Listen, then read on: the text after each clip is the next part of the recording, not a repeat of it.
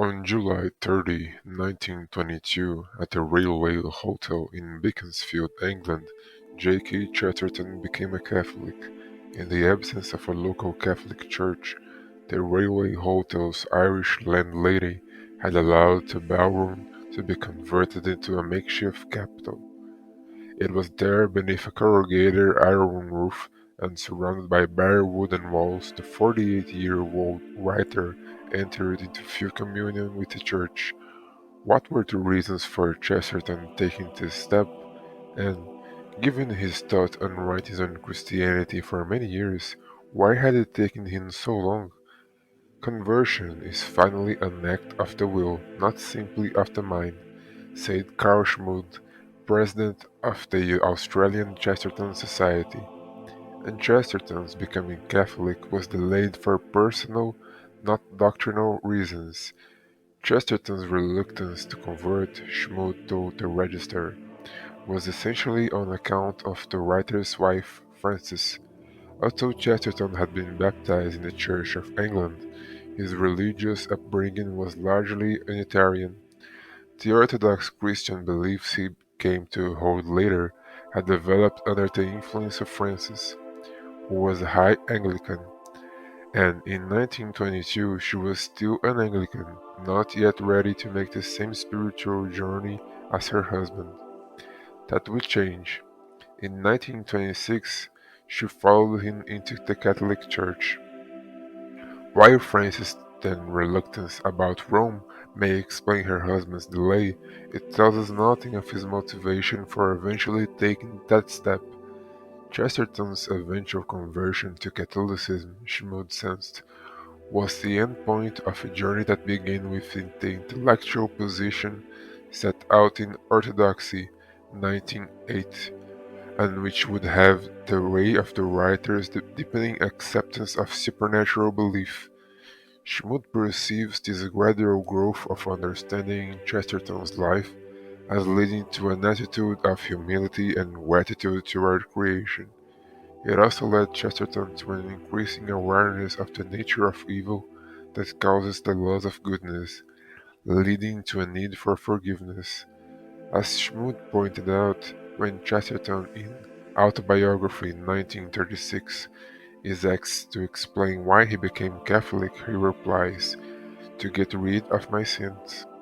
Schmood said that this sense of sin and resulting sensitivity to evil are key to comprehending the path that led Chesterton to Catholicism in 1922.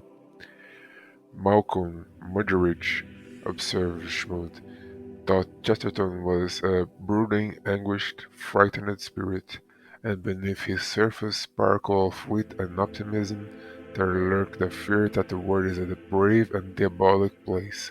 Only God could save it. However, Chesterton would often frame his conversion as an intellectual ascent to truth. In his 1926 essay, Why I Am Catholic, he wrote that the difficulty of explaining why I am Catholic is that there are 10,000 reasons, all amounting to one reason: the Catholicism is true. But Schmood said that this intellectual ascent was not the sole driver for his conversion. In addition, he said, it was the culmination of a development grounded in natural insights and experiences, and elevated and fulfilled by the supernatural faith of Catholicism. Dale Ahlquist, president and co-founder of the American Chesterton Society, agrees, suggesting that there have been few conversions more deliberate than Chesterton's. 10 years before his conversion, Ahlquist told the Register, Chesterton said that if every man lived 1,000 years, every man would either end up as a nihilistic atheist or a member of the Catholic creed. At this point, he was already talking to his friend Father John O'Connor about becoming Catholic. Interesting, Alquist has two theories as why it took Chesterton so long to convert. The first is the same theory everybody else has, Alquist explained. He was not ready to join the Catholic Church without his wife at his side. He shared everything with Francis. and the two of them truly depended on each other. To not share the most important thing in his life with the most important person in his life did not seem possible, but she simply was not ready. The second of Alquist's theories is more startling in its originality. In his book on conversion, The Catholic Church and Conversion 1926, Chesterton says something that was more than a mere outside observation. It was something he had experienced himself. He says that when a man is thinking about becoming Catholic, ordinary anti-Catholic propaganda is not an obstacle. That is not what keeps the potential convert out of the church. Alquist went on to quote Chesterton's words that the convert is rarely frightened of the Protestant picture of Catholicism, but it is frightened of the Catholic picture of Catholicism. Alquist said that for Chesterton, ill-judged words from Catholics did more harm to any potential conversion than any anti-Catholic vitriol from non-Catholics. Reflecting on Chesterton's words, Alquist concludes rather disconcertingly that what kept one of the most famous converts of the 20th century out of the church for years were other Catholics. In light of this experience, Alquist reflected, it was a courageous move indeed when J.K. made the decision to become Catholic. Prior to his reception in 1922, there had been evidence of Chesterton wishing to become a Catholic. Toward the end of 1914, the writer had a physical collapse. For the next 6 months, he slipped in and out of comas as he fought for his life. Chesterton made clear to his friend, the Catholic priest Father O'Connor, who was the inspiration for Chesterton's Father Brown, that, in extremis, he wished to be received into the Catholic Church and anointed. Furthermore, it seems that 6 years after that, in 1920, Chesterton made a promise to Our Lady that he would enter the Catholic Church. This occurred while the writer and his wife were staying in the Italian town of Brindisi en route back to England after a pilgrimage to the Holy Land. It was from Brindisi during Holy Week on March 31, 1920, that Chesterton wrote to his friend Maurice Baring. There is also something even more important I want very much to discuss with you, because of certain things that have been touched on between us in former times. I will only say here that my train of thought, which really was one of thought and not fugitive motion, came to an explosion in the church of the Ecce Homo in Jerusalem.